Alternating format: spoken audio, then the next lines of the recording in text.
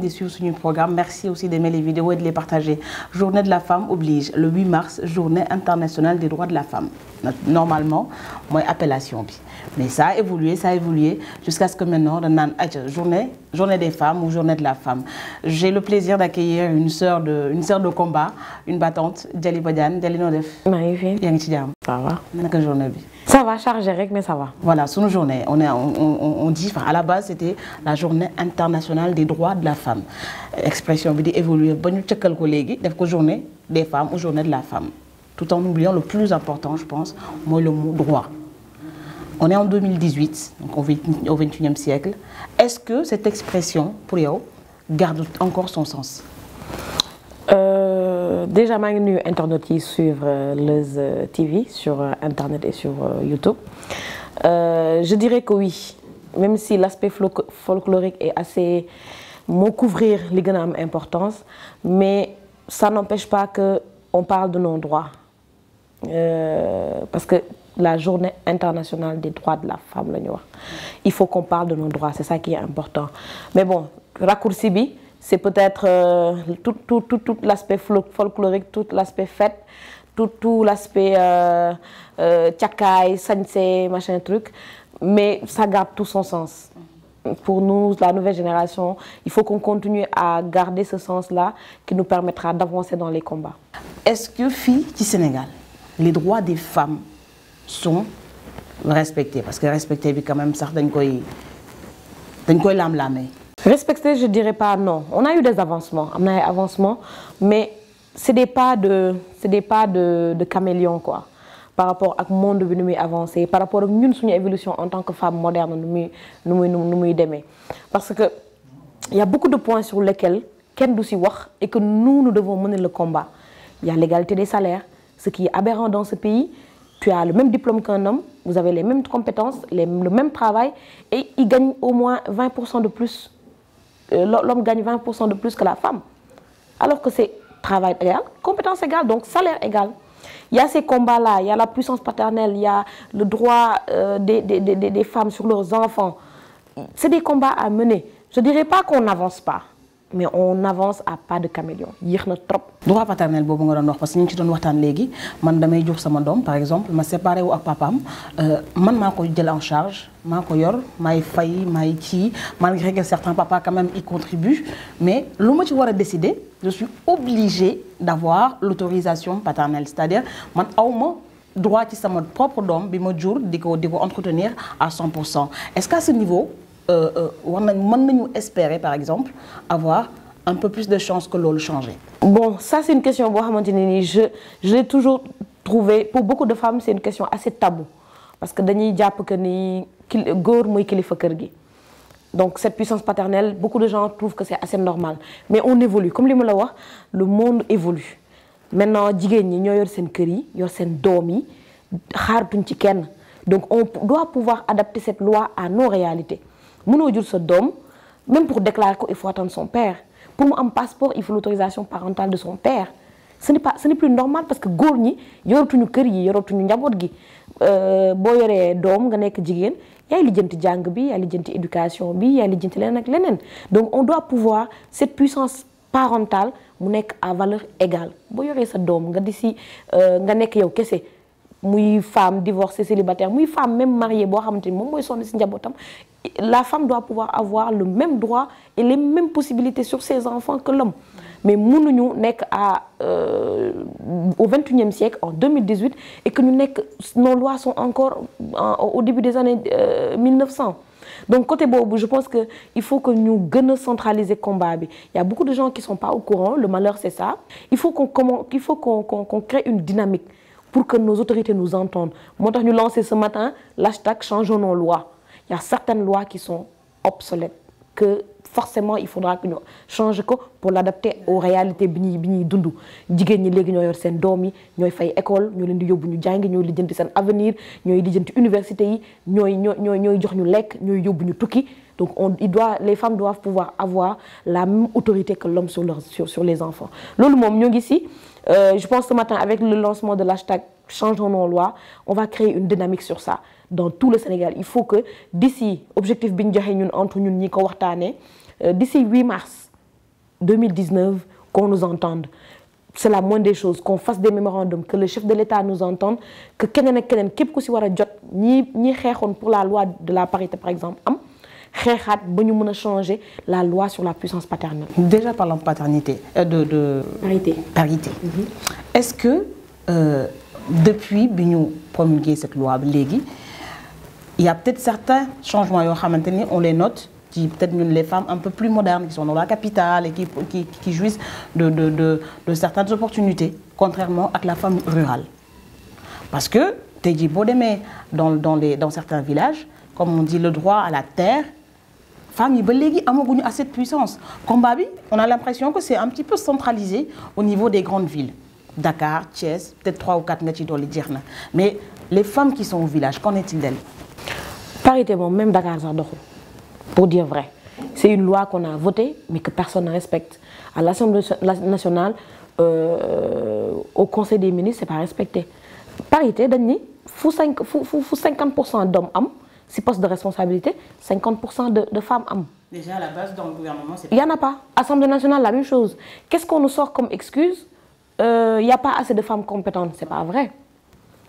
C'est juste que benn instant aussi femmes yi ñoom ñooy laisser cette manipulation moi je l'appelle une manipulation on nous fait croire qu'on n'est pas capable on nous fait croire que il y a pas assez de compétences mais je suis désolée on peut avoir dans un gouvernement 40 ministres avoir 20 femmes et 20 hommes. Après ils vont se dire que waaw da ngeen di ëmb am doom congé yi da ngeen di pénaliser un peu. Alors que loolu lépp taxawul donc man même loi parité sagam Dakar la doxul si les instances gouvernementales asamaan ci àll bi quoi qu'on dise jigéen ñi ñooy bay ñooy bay bu noor jotee parce que il faut que ñu am légumes il faut que ñu am lu ñu mottalee seen dépense mais ñoom ñoo gën a sonn pour am lopin de terre pour mën a wax ma sax cultiver jaay mais juste pour cultiver lekk dundal seen njaboot donc bu dee cultiver jaay moom c'est autre chose bu ñuy séddale dañuy jox góor ñi ba pare balaa ñoo jox jigéen ñi dañuy battre pour am ay daggetu terrain ay miettes.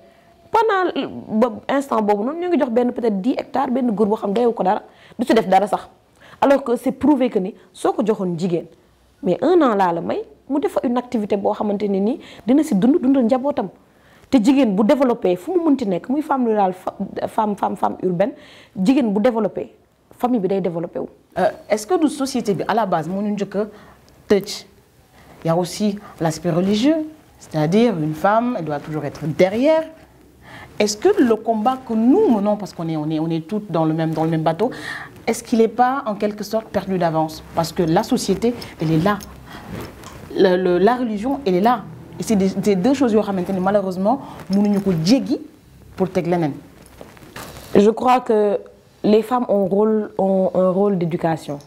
Pour moi, le plus grand combat qu'on peut mener en tant que femme, c'est d'éduquer nos enfants. Je ne dirais pas que le combat est perdu. Je dirais que li ñu passé mootuñ ci dara nañu fexe ba li si kanam defaru mooy suñu amee doom on leur inculque tout ce qui est notion de respect de la femme parce que la religion bi ñuy wax c'est juste un alibi pour moi la religion li mu wax ci jigéen yëpp bu ko góor yëpp defoon dëkk bi dox tey bu ñu demee ba jigéen ñi di takk seen digg di dem liggéeyi c'est parce que góor ñi la ñu waroon def moom lañ deful donc la religion elle est très claire faut pas qu'on nous amène excuse religion excuse société. Il y a un autre aspect aussi mooy que entre ñun jigéen aussi on n'est pas très solidaire c'est ça la réalité góor ñi lu ñuy def entre ñoom même bu dee lu dëng ils se couvrent mais ñun entre ñun suñu ànd day commencer toujours en vent de poupe au final ñun suñu jëm bopp ñooy discrédité entre ñun alors que je suis certaine que suñu amoon le 5e de la solidarité que les hommes entre eux ñu am ko entre ñun non kenn du waxati yenn combat yi. ku bàyyi sa wewu tànk affaire bi suñu la njëkkee.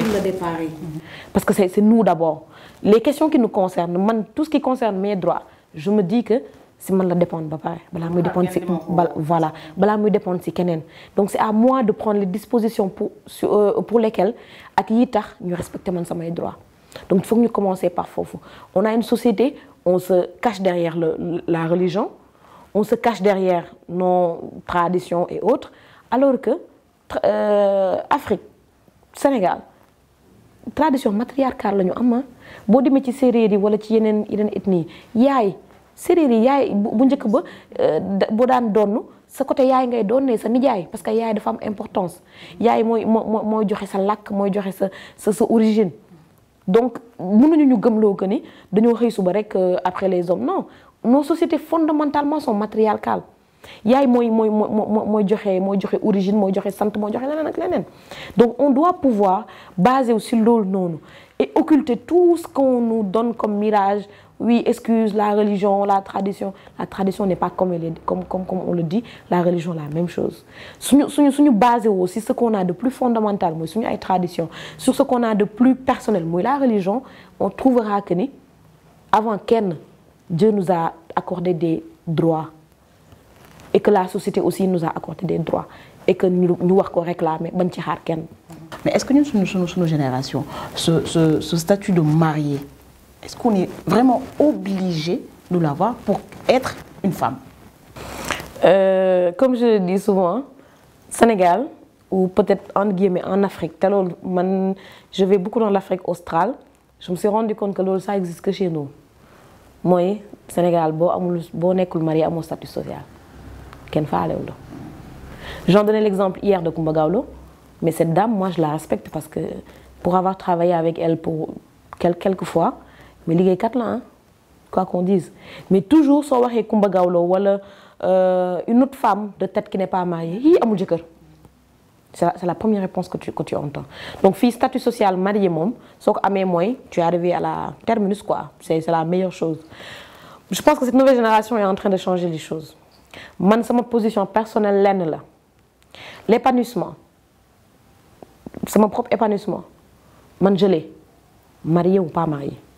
Donc d'où une condition sine qua non à man mon bonheur, mes objectifs, mes ambitions. Et que loolu la ñu war a fexe inculquer à nos sœurs, aux filles qui arrivent. Man fu may dem conférence dans les lycées et autres de jeunes filles dans les écoles loolu laay wax xale yu jigéen ñi ne leen construisez votre bonheur, construisez votre carrière, construisez li nga xam ne mooy tax yéen ngeen nekk nit am seen ay ambition bopp xam yéen ay kan am seen objectif de vie. Bu si jëkkër yokkoo day neex rek day gën a neex rek mais day fekk nga mu neex ba pare. Le mariage est très important. Moi, je suis quelqu'un de me fonk cette institution. Et aussi, il ne faut pas qu'on oublie que nous sommes des femmes. Tout à fait. Que sur nos épaules, on porte le monde. Que nous avons le rôle de perpétuer l'humanité. Parce que jigéen muy jur, si on se réveille demain, ñu ne benn femme doomati doom, c'est l'extinction de la race humaine. Donc nous avons ce poids-là sur nos épaules. Que nous ñoo war a perpétuer l'être humain. Et c'est suñu race, ñun la dépendre. Donc on doit, c'est la chose première en fait. Donc c'est un rôle qu'on a. Mais bu ñu ci dem nañ ci dem avec toute notre tête, tous nos engagements et nous faire respecter. Parce que quoi qu'on dise aussi, il y a des hommes de valeur qui comprennent que les femmes se sont battues de 1900 à maintenant. Quand je me rends compte qu'il y a beaucoup de femmes, il y a des femmes qui sont mortes pour juste aller voter. Pour jigéen am mën a voter. Mën a jël contraception, libre de faire ses enfants, libre de ne pas faire ses enfants. Loolu bu njëkk ba amul woon, c'était imposé. Et jusqu'à présent dans nos sociétés, c'est ça qui se passe. Mais vu qu'il y a eu le parcours, on doit pouvoir ne pas mettre tout ça à la poubelle quoi. Il faut que ñooñu seen sacrifice am njëriñ.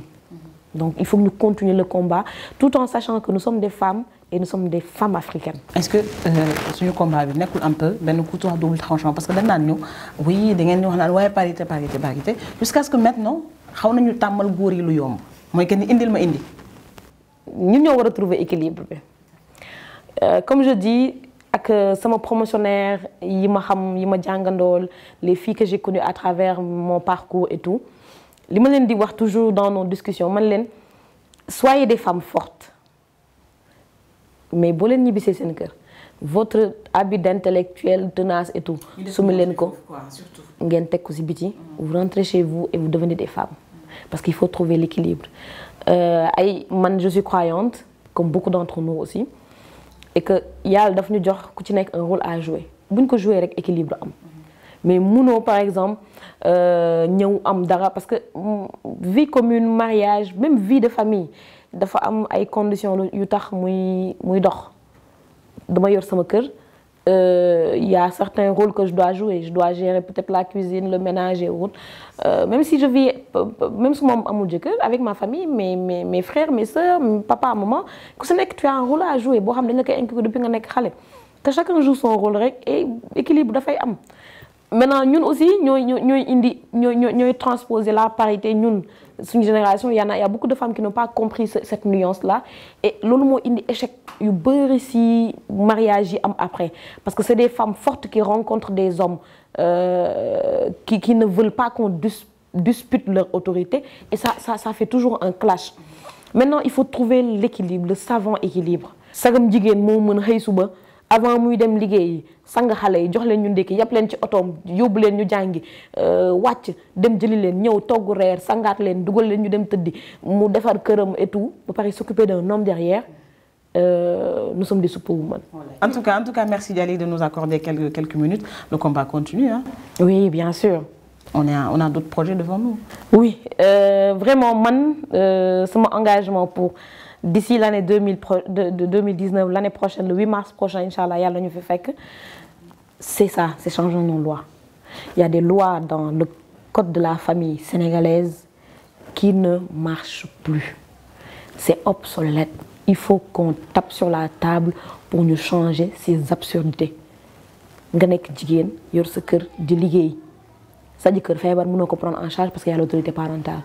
Nga nek jigen di liggéey sa doom feebar ñun la y a l'autorité parentale. Nga war ko utal këyit ñun la papaam anamu. Nga war ko déclarer ñu ne na papaam ñëw. Les hommes sont maintenant démissionnaires de beaucoup de situations. Les enfants jigen ñoy gérer sen doom yi bala nga ko xam nga xey suba teel ba taxaw ci benn buntu école gis xalé yi di wacc. Tu te rends compte que c'est les mamans qui s'en occupent. On ne peut plus avoir certaines lois obsolètes. On ne peut plus avoir non plus certaines lois qu'on n'applique pas. Donc il faut que ce mouvement, changeons nos lois, que d'ici l'année prochaine, qu'on fasse un avancement énorme dessus. Et la campagne là, on va se donner les moyens de l'internationaliser, de le dire partout. Taï, parce que je suis ambassadrice de la Fondation Grâce à Machel en Afrique du Sud. Aujourd'hui, quand je leur ai expliqué dans le premier meeting de ce matin qu'au Sénégal, on a cette puissance paternelle-là, parce qu'il y a des gens qui me disent, mais sur quelle base on est? Parce qu'on a un code de famille qui dit que l'homme est le chef de la famille, l'autorité de la famille. Donc, il faut que ces lois-là, qu'on se batte pour nous changer. C'est l'objectif de l'année prochaine. Et j'espère qu'en mars 2019, on pourra faire un très bon bilan sur ça. En tout cas, on va, moi personnellement, et avec tout le groupe qui va piloter cette campagne, on va se donner les moyens vraiment d'avancer. Si on n'arrive pas à le faire changer immédiatement dans l'année, on arrivera à rallier le plus de monde dessus pour que nous changions les lois. Inch'Allah, ça va se faire parce que ce que la femme veut, Dieu le veut.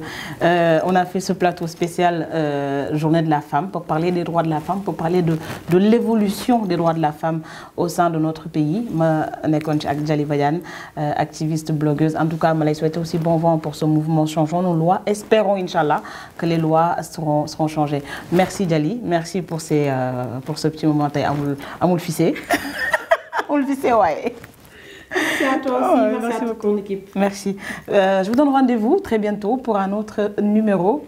Cette fois-ci, ça sera le grand entretien sur www.lecv.com. À bientôt et vive les femmes.